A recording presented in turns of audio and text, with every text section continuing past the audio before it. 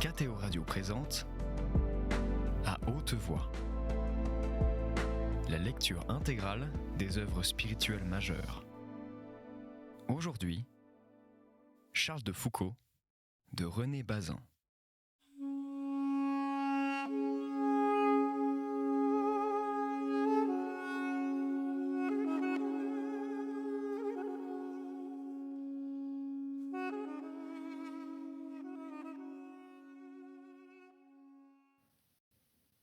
En quelques occasions, frère Charles acceptait l'invitation que lui adressaient fréquemment les officiers, ses camarades, et sortait de la clôture pour aller dîner avec eux au Borge. Il ne le faisait guère que pour saluer au passage un chef saharien comme Lapérine ou Lyotet, ou encore un savant envoyé en mission dans ce pays désolé, mais qui mène à tout, et où pourront un jour s'entrecroiser comme à un carrefour prodigieux toutes les richesses de l'Afrique. Ce soir-là, il s'asseyait non aux places d'honneur, mais à la dernière, à côté du plus jeune officier. On essayait de le faire parler, et on ne manquait pas de l'interroger sur ce Maroc tout proche qu'il était seul à bien connaître. Mais la crainte de l'orgueil le rendait muet sur ce sujet. Sur tout le reste, il répondait sans entretenir la conversation. Sa vocation était le silence, l'effacement, la retraite. Il ne consentait à paraître dans un cercle d'hommes du monde que pour ne pas manquer aux règles de la courtoisie ou en quelque sorte de la discipline de son ancien métier. Les récits des événements limitaires l'intéressaient au plus haut point. Frère Charles se surveillait moins étroitement si on lui demandait son avis sur une opération de police qui venait d'être faite ou que l'on projetait. Si la nouvelle était venue, par exemple, de quelques randonnées de pillards, enlevant des troupeaux et des femmes, assassinant et mutilant des hommes, on retrouvait aussitôt le chef ardent, le justicier qu'il avait été dans la poursuite des bandes de Bouamama. Il faut les rejoindre, disait-il, et y aller rudement.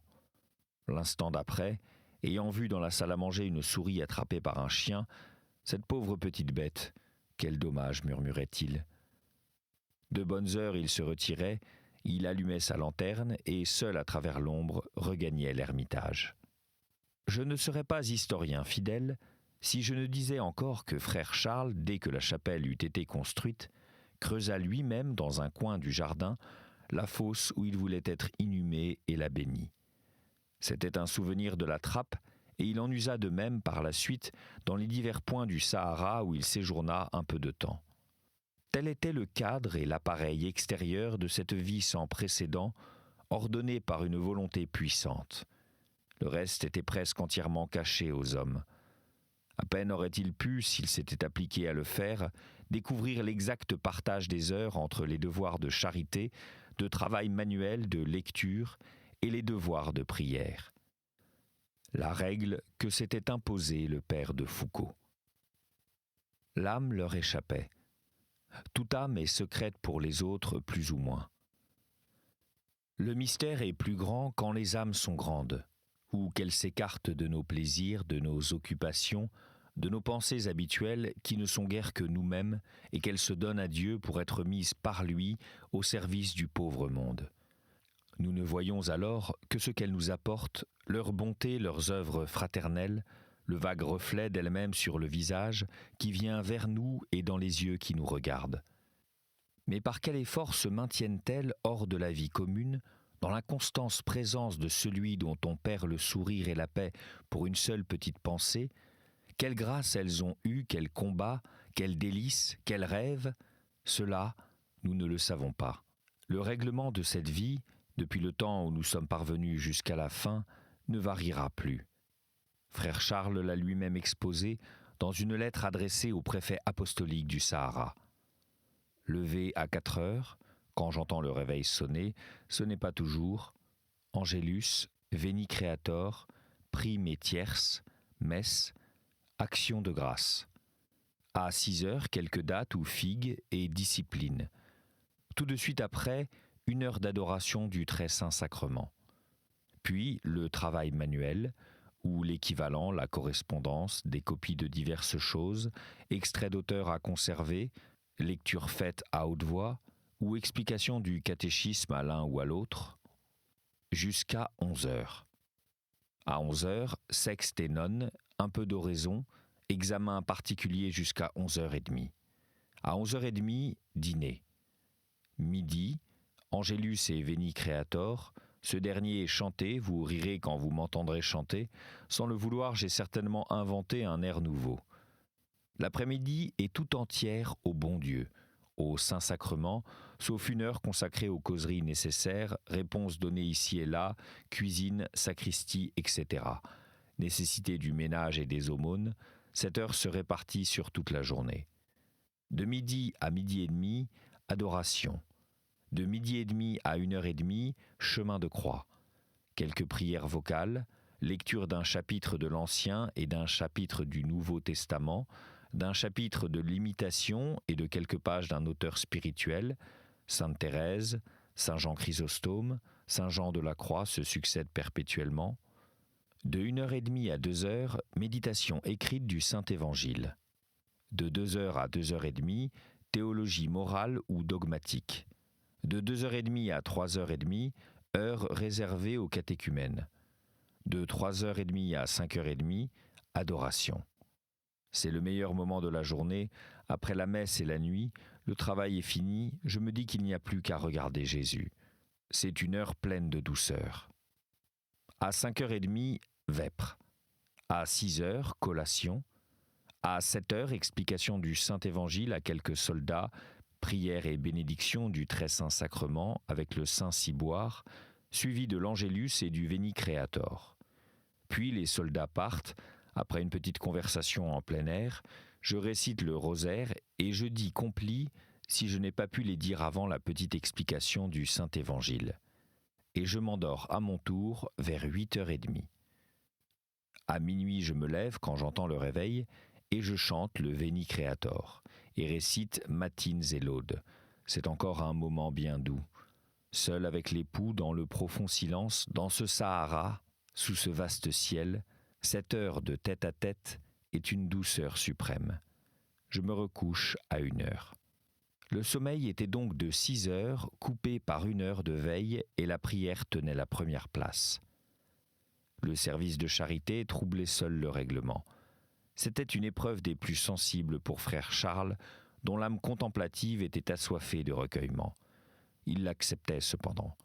Il était celui qui fait au plus misérable prochain, au plus inconnu, au plus indigne, un accueil fraternel, qui ne laisse point soupçonner qu'on le dérange, et consent à perdre avec le nomade peu sûr, l'esclave corrompu, le quémandeur et l'importun, le temps qu'il avait réservé pour causer avec Dieu. À chaque moment, quelqu'un se présentait à la porte et l'ouvrait, et frère Charles apparaissait, les yeux, ses très beaux yeux pleins de sérénité, la tête un peu penchée en avant, la main déjà tendue. Il portait une gandoura blanche, serrée par une ceinture, et sur laquelle était appliqué un cœur surmonté d'une croix en étoffe rouge. Il avait des sandales aux pieds. Quant à la coiffure, elle était de son invention, et se composait d'un képi dont il avait enlevé la visière et que recouvrait une étoffe blanche, tombant en arrière sur les épaules pour protéger la nuque. L'image de la croix, celle du Sacré-Cœur, disait de loin quelle était la foi de cet homme blanc. Nul n'en pouvait ignorer. C'est pourquoi, bien des années après les jours de Béni Abbès, ayant lu dans quelques postes du désert un article où Charles de Foucauld était représenté comme un prêtre qui ne parlait jamais de ses croyances et ne prêchait la foi en aucune manière, le général Lapérine prit sa plume et d'une écriture d'homme irrité écrivit sur un carnet « Et ses conversations ?» et son costume. Il disait vrai. Le costume était une prédication, et d'ailleurs toute la vie de frère Charles affirmait l'Évangile. Les indigènes ne s'y trompèrent jamais.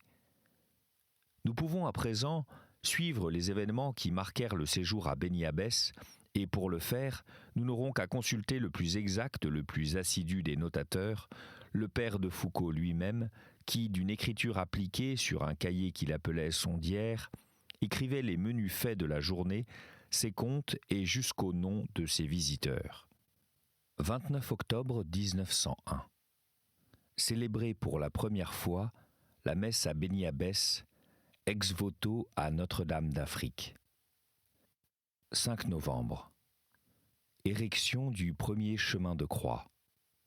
30 novembre. Prise de possession de la chapelle de la Fraternité du Sacré-Cœur. 25 décembre. Première exposition du Très Saint Sacrement pendant plus de 10 heures. Cet homme s'était voué à l'abandon pour que, dans le très lointain Sahara, Jésus-Christ du moins ne fût pas abandonné. Les cérémonies religieuses du premier Noël à Beni Abbès le ravirent donc et il en écrivit à ses amis de France. Nous avons eu le Saint-Sacrement exposé de minuit à 7 heures du soir. Nous l'aurons le jour de l'an de 7 heures du matin à 7 heures du soir. J'étais donc loin d'espérer assez d'adorateurs pour que ce fût possible. Jésus les a donnés. La bonne volonté, la piété inespérée des pauvres soldats qui m'entourent me permet de donner chaque soir sans exception une lecture et une explication du Saint-Évangile. Je n'en reviens pas qu'on veuille bien venir m'entendre.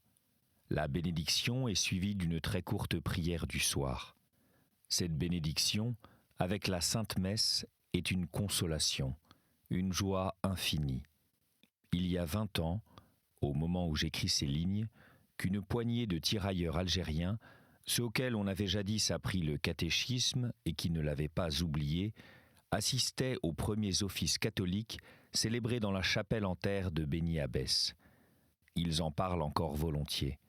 L'un d'eux, que j'ai retrouvé à Paris, m'a dit « J'étais des fidèles du père de Foucault. Il disait la messe à l'heure qui nous convenait. Nous eussions demandé qu'il l'a dit à 4 heures du matin ou à midi, qu'il aurait toujours dit oui. Et quelle messe! Celui qui n'a pas assisté à cette messe-là ne sait pas ce que c'est qu'une messe. Quand il prononçait le Domine non sum dignus, c'était avec un tel accent qu'on avait envie de pleurer avec lui. 9 janvier 1902. Premier esclave racheté. Joseph du Sacré-Cœur. Cet après-midi, il restait bien peu d'espoir de délivrer cet enfant. Son maître refusait de le vendre, à aucun prix. Mais hier, mercredi, jour du bon Saint Joseph, j'avais changé le nom de l'enfant en celui de Joseph du Sacré-Cœur, et promis à Saint Joseph de lui ériger un autel dans le bras du côté de l'évangile de la croix de la chapelle, et un à la Sainte Vierge dans le bras du côté de l'épître, s'il m'obtenait la libération de l'enfant. À ce bon père, tout est facile. Le soir, à 5 heures, le maître, venant une dernière fois réclamer l'enfant, a accepté en 2 minutes le prix que je lui ai offert. Je l'ai payé séance tenante, et vous auriez joui alors de voir la joie du pauvre Joseph du Sacré-Cœur, répétant qu'il n'avait plus d'autre maître que Dieu. Il est musulman, mais de nom plus que de fait. J'espère que naturellement et de lui-même, je ne ferai aucune démarche ressemblant à une pression, pleine liberté. Il ira à Jésus et à ce cœur qui lui a voulu la liberté. Ce jeune homme d'une 20aine d'années, très touché de la charité du père de Foucault et devinant bientôt à le voir vivre que la religion était le principe d'une si grande perfection, demanda de lui-même à être instruit dans la foi catholique. Il commença de l'être à l'Ermitage, puis au bout d'1 mois, ayant trouvé l'occasion de sortir du pays et d'échapper à l'influence du milieu où il vivait, se rendit à Alger où les pères blancs s'occupèrent de lui. Il se regardait déjà comme chrétien, écrivait l'ermite.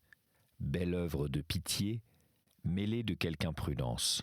Car les esclaves étaient nombreux autour de frère Charles, beaucoup durent le supplier de les libérer comme il avait fait pour Joseph. Cela me fend l'âme d'être obligé de les laisser à leur maître, disait-il. Et il céda plus d'une fois, autant de fois qu'il en eut les moyens. Après Joseph, il racheta un jeune homme qu'il nomma Paul, qui avait environ 15 ans, et que nous retrouverons dans la suite de ce récit. Il dut, sans doute, racheter aussi le noir de 4 ans que l'on voit dans plusieurs photographies, assis sur les genoux du père ou debout à côté de lui en gambadant. Nous savons en tout cas qu'il libéra d'autres captifs. Pour racheter les esclaves du Sahara, pour en nourrir les pauvres, frère Charles n'aurait pas voulu ruiner ses amis. Il redoutait moins de les gêner un peu. Il quêtait de petites sommes, mais souvent.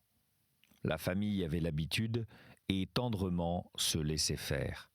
Les pères blancs, de temps à autre, soldaient silencieusement un arriéré de charité héroïque. Les officiers du cercle de Béni Abbès, émus de pitié pour l'esclave, prenaient leur part dans le prix du rachat. La caisse du bureau arabe demeurait fermée, fortement défiante. Lui, le libérateur, il se rendait bien compte qu'à vouloir racheter les esclaves, il ruinait son crédit, que l'économie politique lui donnait tort et que peut-être la stricte raison était du même avis. Il faisait alors son examen de conscience. « Je pourrais avoir une petite somme, écrivait-il, en acceptant des honoraires de messe. Le bon père abbé de Notre-Dame-des-Neiges m'en a offert. Et si je n'ai aucun moyen de vivre et de payer mes dettes, je l'emploierai, mais tant qu'il existe une lueur d'espoir de pouvoir m'en passer, je m'en passerai, parce que je crois cela beaucoup plus parfait. Je vis de pain et d'eau, cela me coûte 7 francs par mois. Comme vêtements, Staweli m'a donné une robe et 2 chemises avec 12 serviettes, une couverte et un manteau. C'est un don du bon père Henri, ou plutôt un prêt, car pour que je ne puisse les donner, il ne me les a que prêtés. Ici, un officier très bien m'a si gracieusement offert une couverte et 2 petits tricots que je n'ai pu refuser. Vous voyez que je suis monté. Pour moi, je n'ai besoin de rien. Pour pouvoir réunir les esclaves, les voyageurs, les pauvres, leur parler de Jésus, les disposer à l'aimer, j'ai besoin d'une petite somme afin d'acheter de l'orge. J'ai demandé à C 30 francs par mois pour l'orge des esclaves et à M 20 pour celui des voyageurs. J'avoue qu'il faut en outre que je paie le terrain que j'ai acheté et que je fasse quelques frais pour y planter des dattiers qui, dans 3 ans, me donneront ma nourriture et celle des pauvres, s'il plaît à Dieu. Mon seul capital en quittant la France était ce qu'il est encore, la parole de Jésus. Cherchez le royaume de Dieu et sa justice, et tout le reste vous sera donné par surcroît. Ici, j'ai été très à l'aise jusqu'à ces derniers temps. L'achat et la libération de Joseph du Sacré-Cœur m'ont fait trouver le fond de la petite bourse, mais celle du Père Céleste est encore pleine. Il disait encore « Je veux habituer tous les habitants, chrétiens, musulmans, juifs et idolâtres, à me regarder comme leur frère, le frère universel. Ils commencent à appeler la maison de la fraternité, la Kawa en arabe, et cela m'est doux. »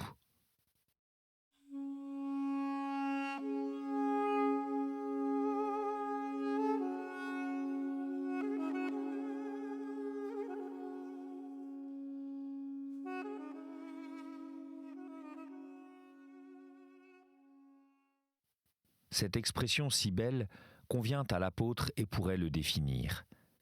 Il a été vraiment le frère universel, non en parole, mais en acte. Il ne s'est pas répandu en formules publiques et en promesses qui alourdissent encore le poids de la misère, mais il s'est oublié pour les hommes ses proches voisins, et il a dépensé plus qu'il n'avait d'argent pour les nourrir, pour les racheter s'ils pouvaient être rachetés. Sa manière, à lui, était silencieuse.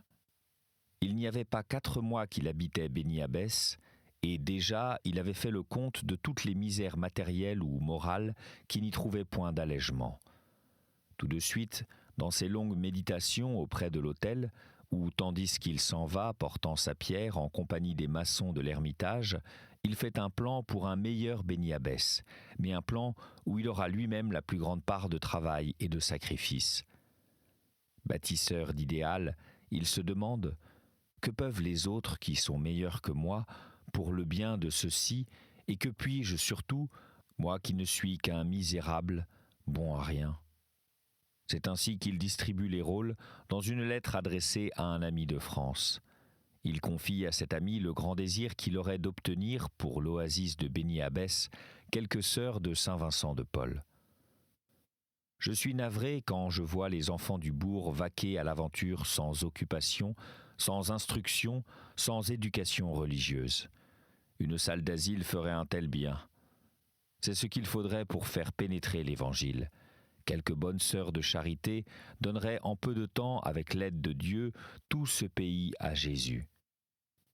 Puis Puis il rassemble toutes ses pensées sur ce sujet. Il compose un véritable mémoire qu'il enverra au père Guérin, préfet apostolique du Sahara. On y reconnaît son grand cœur et la minutie qui ne le quitte pas, même quand il rêve.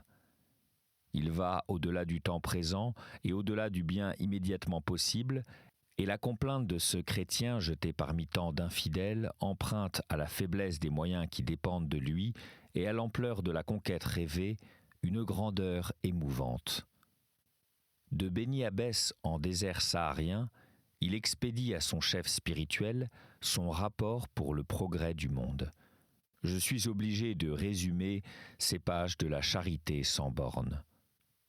La première œuvre à entreprendre, au dire de l'ermite, serait l'œuvre des esclaves. Ils sont misérables de toute manière, traités le plus durement qui soit par les Arabes et plus particulièrement par les marabouts.